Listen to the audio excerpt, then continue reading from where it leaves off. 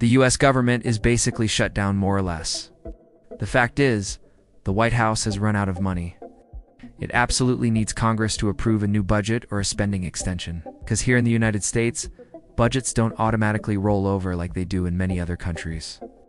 Here, if Congress doesn't approve new funding, there is no funding.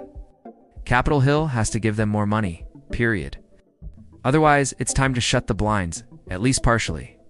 The problem is that both chambers have to approve the new funds. Republicans hold the majority in both, and in fact, the House of Representatives has already passed a plan to keep the government running at least through the end of November. But in the Senate, things are different.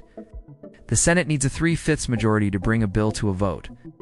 If that threshold isn't reached, the debate can't be closed on. If it can't be closed, there can't be a vote. In other words, Republicans need the support of several Democratic senators. They currently have 53 senators, so they need 7 Democrats to reach 60 votes, the 3/5 required in a 100-member chamber. That's why the White House is blaming the Democrats for the shutdown, accusing them of continuing to recklessly hold the American people hostage over their demands to give illegal aliens free health care. This madness must end. President Trump and Republicans are calling on Democrats to reopen the government immediately. So far, all of this is pretty well known. It's been covered by every major outlet. But the truth is, this issue has layers. Nothing is as simple as it seems. The Democrats don't really want to prolong the shutdown, and many Republicans are eager to strike a deal with them, which is precisely why the shutdown drags on, even though they could easily end it. Yet despite everything, it feels like no one is negotiating at all. The Republican senators don't want to go up against Donald Trump. And how is the president reacting to all of this? It's like this. He's been mocking Democratic leaders in Congress. Chuck Schumer, Senate Minority Leader, and Hakeem Jeffries, House Minority Leader. So the real questions are, what's actually going on here? What are the political consequences of this new clash? How long will the shutdown last? And why do we say Republicans could end it with one hand tied behind their back? What does all of this mean for the US economy and Trump's political plans? Let's find out. When the US government runs out of money, it can only do one thing: shut down. Because if you don't have money to spend, you can't spend, simple as that, with some nuances. When the federal government shuts down, civil servants, except for those providing essential services like air traffic control, the military, the FBI, or nuclear safety, are sent home. None of them get paid. Not even the essential workers who still have to report to work but won't see a single cent until the government reopens. That doesn't mean all spending stops, far from it. Programs with automatic funding like Social Security, Medicare, and Medicaid continue as usual because they are mandatory expenditures authorized by Congress. But if you have an administrative problem, no one will answer the phone. Even the IRS will keep collecting taxes but won't conduct audits because non-essential staff are furloughed. In short, the federal machine doesn't stop completely, but a big part of it does. So as I said, the shutdown comes with nuances. What actually happens is that most discretionary spending, which totaled about $1.8 trillion in 2024, roughly a quarter of all federal spending and 6% of GDP, is frozen. That's the spending the White House controls, and that's what's on hold. The rest of federal spending continues more or less normally. As you can see, even with a government shutdown, public spending doesn't really drop all that much. Now that we know what the shutdown actually means, let's look at the key questions.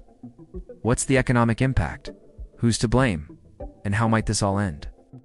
This is both the most important and, at the same time, perhaps the least consequential question. That's because the expected economic impact is minimal.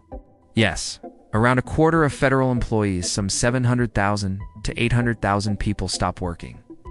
And all federal employees stop getting paid. However, once the shutdown ends, all of them receive full back pay for the entire period, including the time they spent at home doing nothing. The same goes for private contractors who work with the government. Historically, the economic impact has been negligible. For example, the Congressional Budget Office estimated that the shutdown from December 22, 2018 to January 25, 2019, the longest in U.S. history, also under Trump, reduced GDP by just 0.2% in the first quarter of 2019. The following quarters made up for it through recovered spending, leaving a total loss of just 0.02%. The biggest indirect effect is the delay in the release of key economic data, which can complicate decisions by the Federal Reserve if the situation isn't resolved quickly. Still, shutdowns don't tend to last long. The 2018 to 2019 one lasted 35 days, the longest ever. But this time could be different. Why? Because this shutdown has been engineered by the government itself. Normally, the White House tries to avoid furloughing hundreds of thousands of workers and creating such a chaotic situation. But this time, the administration actually saw its hand had been preparing for weeks. The Office of Management and Budget (OMB) sent detailed instructions to agencies on what to do in case of a shutdown. Some might say, isn't that normal? To an extent. Yes, but this time, OMB is telling departments to use the opportunity to fire any employees they deem non-essential. In other words, they're pushing for massive layoffs. And not only that, the Trump administration also wants to use the shutdown to cancel billions of dollars in funding to states that were approved under Biden's Inflation Reduction Act and Infrastructure Investment and Jobs Act, nearly $8 billion in so-called green energy. Funds are being cut, but only for Democratic-led states, while Republican states keep their allocations intact. The man driving this strategy is Russell Vought, the director of the White House Office of Management and Budget, who also held the position during Trump's first term. He's seen as one of the chief architects turning the Make America Great Again movement's ideas into concrete policy. Steve Bannon even called him the MAGA bulldog. Vaught's philosophy: to deconstruct the administrative state, brick by brick, expand White House control over federal agencies, and curb what he sees as reckless spending and overregulation by Congress. The shutdown perfectly serves that agenda, allows him to cut public jobs and cancel programs en masse. So far, more than $26 billion in projects in Democratic states have been scrapped, and Americans know this. In recent polls, most people say the shutdown is the administration's fault, and with good reason. The White House is openly boasting about it. They'll take advantage of the shutdown for as long as it lasts, and if Democrats give in, they'll claim a political victory. That's the White House's perspective. But many Republicans in Congress see things differently, if few dare to challenge the administration, since they don't want to risk an internal conflict. Letting the shutdown drag on isn't such a bad option. Let's be clear, Democrats don't want this shutdown to continue. Many analysts thought they would demand broader conditions for reopening the government, like commitments to restore the Justice Department's independence, limit unilateral tariffs, or prevent the use of the military in domestic operations. But they haven't.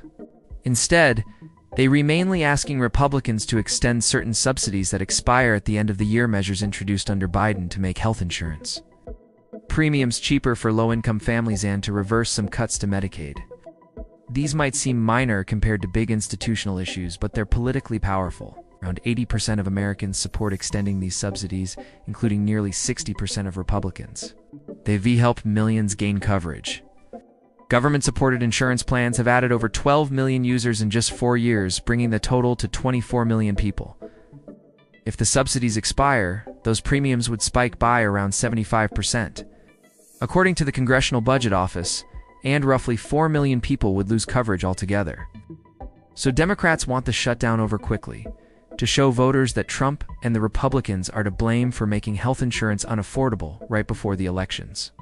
Republicans, on the other hand, don't want to end the shutdown the wrong way either, because if they did, and premiums skyrocketed in their districts, they'd face angry voters. That's the political chessboard.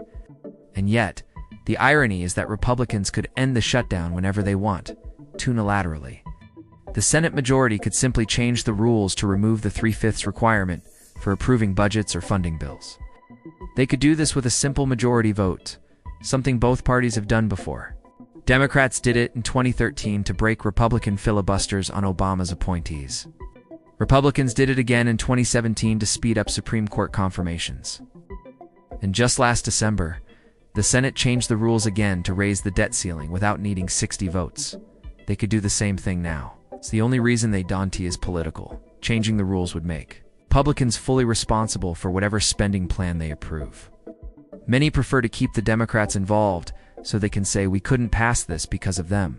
Because, truth be told, not all Republican senators agree with Trump's hardliners like Russell Vought. So what we're seeing is a giant political standoff and elaborate performance by both parties. How will it end? No one knows. but it's definitely not the way either side is trying to make it look.